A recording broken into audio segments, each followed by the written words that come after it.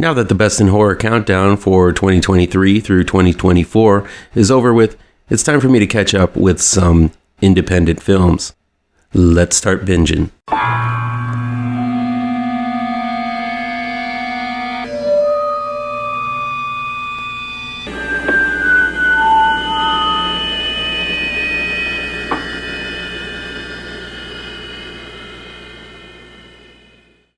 Low Budget Binge is where we venture down the path less traveled and look at low budget, no budget, and sometimes international films that never get that top billing you see with the usual Hollywood fare.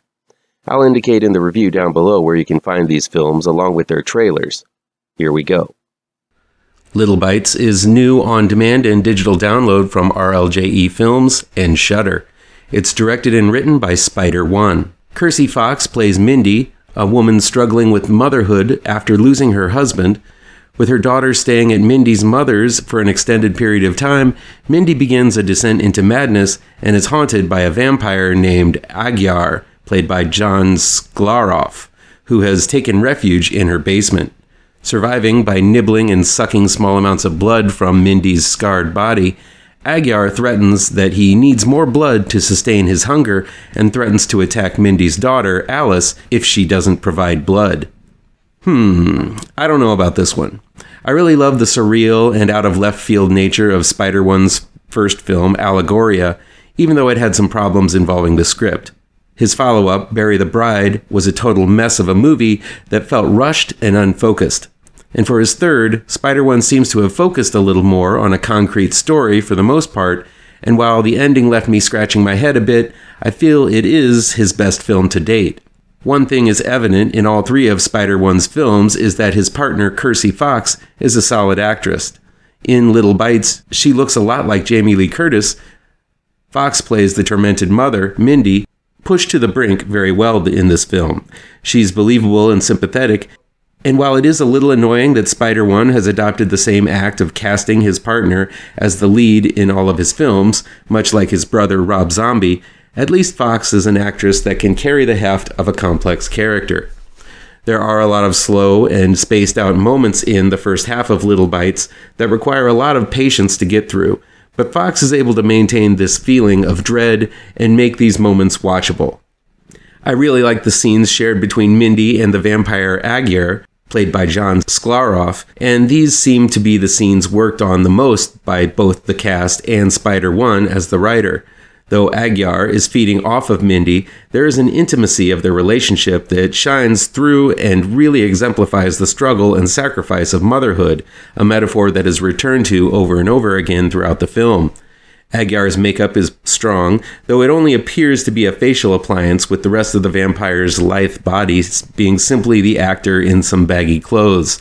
I think the vamp would have been even more effective had there been more appliances used for Skarloff's body, but I'm sure budget prohibited a lot of that.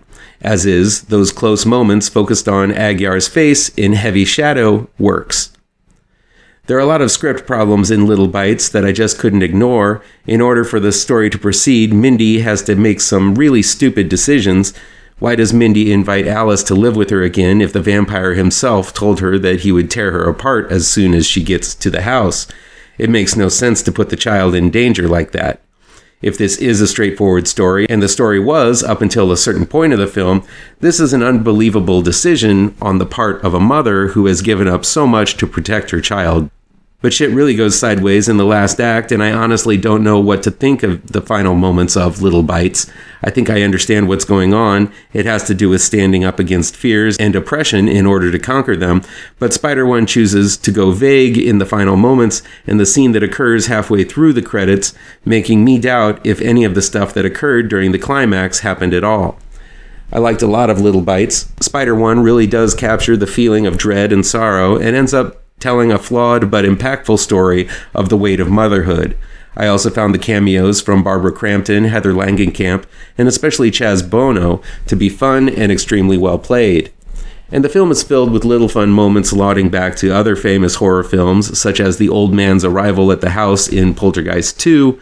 That scene in particular is well done while being a nice homage. Still, Spider-One just didn't stick the landing with Little Bites. While less flashy in an MTV video sense, Spider-1 has proved that he can be a solid filmmaker, much more solid than his brother Rob Zombie. Still, I think he adds these ethereal plot threads and endings simply to avoid committing to the bit. I don't mind trying something different, but the veerings into the abyss of madness and the surreal end up kneecapping what might have been a decent story. That's what happened with Little Bites. I think Spider-1 is a talented filmmaker, and I look forward to seeing what he tries next.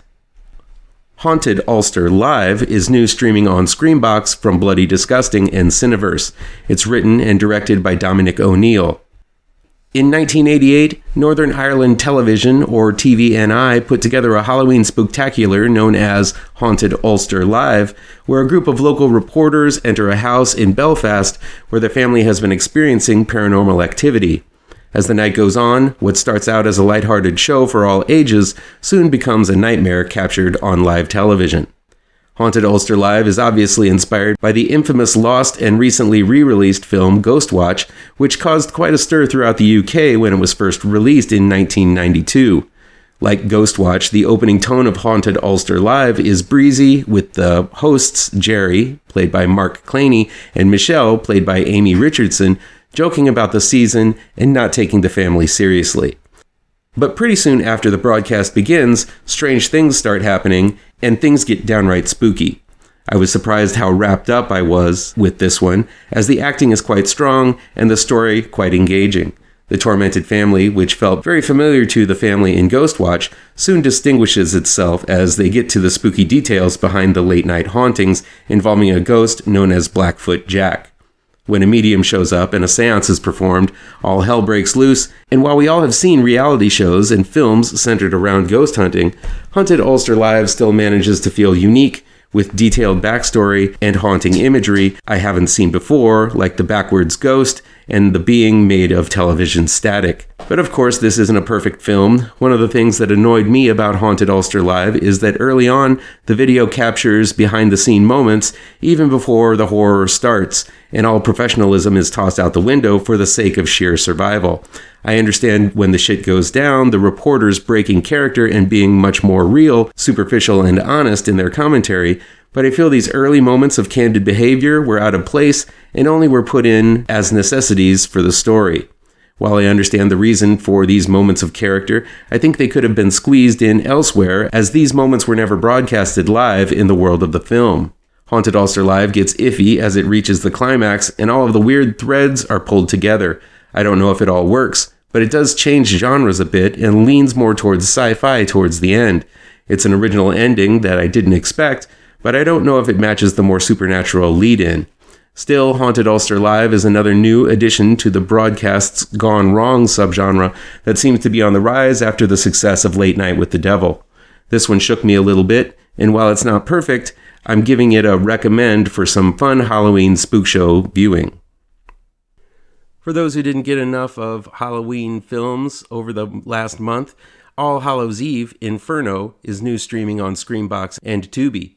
It's directed by Evan Tramel, Kays Al-Atrakchi, Patrick Kennelly, Sumire Takamatsu, Jorge Lucas, Chrisianne Cruz, and John Ferrer, and it's written by Evan Tramel, Effie Lavore, Kays Al-Atrakchi, Bethany Orr, Sumire Takamatsu, Jorge Lucas, Chrisianne Cruz, John Ferrer, and Harry Metcalfe. The All Hallows Eve anthology series has the esteemed honor of birthing horror sensation Art the Clown, telling stories featuring the iconic monster in his first and second movies. A fourth collection of stories has been released this month, which gives other filmmakers a chance to show their storytelling skills and possibly sow the seeds of their own franchises. While that doesn't seem to be the main intention of this anthology, I was on the lookout for the spark within the stories featured that may be able to bloom into a full-sized feature film. The wraparound offers up a story of a woman who gets into a car accident and ends up in a Jacob's Ladder-style hospital, where the further she goes down the long halls, the darker and more sinister it becomes. The bulk of the wraparound is animated or CGI generated, or possibly AI, I'm not sure, but this segment felt off, instilling a surreal feel in a way that figures move and look. While I feel these segments were way too dark to see what was going on at times, the sequences that tied these stories together were, in fact, filled with all sorts of creative monsters and unnerving bits of medical body torture, making it all feel pretty creepy. This segment is by Effie Lavore and Evan Tramel.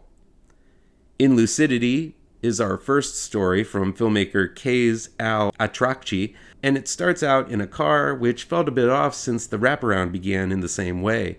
Turns out this segment is about night terrors and a process a pair of scientists have developed that heightens lucidity in dreams so one can control them themselves and overcome their own fears. It's a fun concept to play with, though I feel the CG used wasn't up to par to bring these terrors to life. Nevertheless, this one is actually decently acted and plays with fun nightmare ideas. A deaf woman kidnaps someone who she believes to be her abusive father and contacts an online translator to translate to her captive a message as to why she's doing all of this. In Hammurabi by Bethany Orr and Patrick Kennelly. This segment just feels too convoluted and crowded. It's about child abuse, it's about giving voice to the deaf, it's about revenge, it's about providing a tool to help the deaf communicating to the hearing. It just feels like this short was trying to work with too many concepts in too little time. In the end, after you get all of the concepts and lessons this one is trying to teach you, the story is over and very little violence has occurred. I don't mind a story with a message, but the best way to convey that message is to narrow that message down, and this one tries to address all of them, and it feels like reading a laundry list of grievances more than an entertaining story. A Japanese modern family encounters an ancient ghost in Bakemono by Sumire Takamatsu and Jorge Lucas. The story is about modern values versus traditional ones, as a little girl scoffs at her mother's warnings to eat all of her food on her plate and take part in Japanese traditions to ward away evil spirits. This snub leads to drastic results. There are some fun practical effects and a few nice scenes of mood and tension to enjoy in this short but sweet segment. If you're a fan of the TV show The Bear and those Gordon Ramsay cooking shows, I'm sure you'll eat up, get it? Eat up, this short about a line cook with an eye for the supernatural who is tormented by her overbearing chef at a fancy restaurant. Though she's trying to do the best she can, hungry ghosts linger in the periphery in the highly negative atmosphere going on in the kitchen. Having worked in the restaurant industry, I steer clear of dramas and reality shows centering on this subject, as it hits a little too close to home for me. This segment is good at recreating the atmosphere of your typical frantic kitchen with your typical egotistical chef and on a particularly hectic night. I think more could have been done with the horror, but the setup feels genuine. The last segment is called Trial 22. It's by John Ferrer and Harry Metcalfe. It opens mid-story as a group of contestants are on the 22nd level of some kind of game of life and death. The scene revolves mainly around a dark room set to a timer where a monster resides in the middle of the room with a key to the door to the next level tied around its throat. It's a simple goal-driven story, and the monster, who seems to be called Belial, is a fun design, and it's probably the most marketable one of the bunch. While this one went by too quickly, it was reliant on a lot of action and very little filler. It was also quite brutal and bloody as Belial shreds his way through the contestants. This was fun stuff and a gory way to end the film. I think the main fault of All Hallows Eve Inferno is that there's an overlap of ideas on more than one occasion. Both Bakemono and Aftertaste deal with Asian ghosts involving food. Two segments begin with people driving down a lonely road. Things like that really shouldn't happen in an anthology that's purpose is to show a wide variety of strange ideas and scary concepts. I didn't have a bad time with this installment in the ongoing All Hallows Eve series, but I do feel they could have tried a bit harder to make them all distinct from one another. I Will Never Leave You Alone is new on-demand and digital download from Dark Sky Films. It's written and directed by D.W. Metcalfe. Recently released from prison, Richard, played by Kenneth Trujillo, attempts to return to society by taking a job watching over a house. What Richard is told later is that the house is haunted and he must be locked in the house for 6 days. Still haunted by neglecting his mentally unstable wife, which led to his imprisonment, Richard must also combat the horrors within the house. I Will Never Leave You seems to exist in a world that accepts that ghosts, witches, and demons exist. They're talked about in a nonchalant manner, and while this is established earlier on, I wish this attitude towards the supernatural would have been elaborated on a bit further in the story itself. It seems to exist simply to get Richard into the house and stuck there, but I think a little more world building would have really sold the concept. On top of that, Richard hasn't spoken since the tragic incident that led him to jail. It might have been convenient for the actor to not have to learn a lot of lines, and no dialogue makes for some spooky scenes, but I think had the lead spoken, it would have helped in the aforementioned world building. That said, I Will Never Leave You Alone is a fun little ghost story. There are quite a few well-timed jump and bump scares. There's a lot of tension and atmosphere established in this old haunted house, and I really like the design of some of the ghosts, witches, and monsters. I especially like the one creature design that shows up later in the film and torments the survivors. I Will Never Leave You Alone gets pretty gnarly in the last 20 minutes or so, as we are made privy to what happened with Richard and his wife. There's also some extremely rough violence towards the end when everything starts going sideways in the haunted house. While I had issues with some of the shortcuts the filmmaker D.W. Medoff took in the world this film lives in, I do acknowledge that I Will Never Leave You Alone is a ghastly little number, worth a look-see from those who appreciate gruesome violence and spooky atmosphere. Well, there's a few more indie films to wet your whistle on for your post-Halloween appetite. Let me know if you've seen these films or are gonna take a chance with these films down in the comments. Please do me a favor and punch that like button down below. Share this video with all of your social media addicted pals. Click subscribe to this channel and ring that bell for notifications.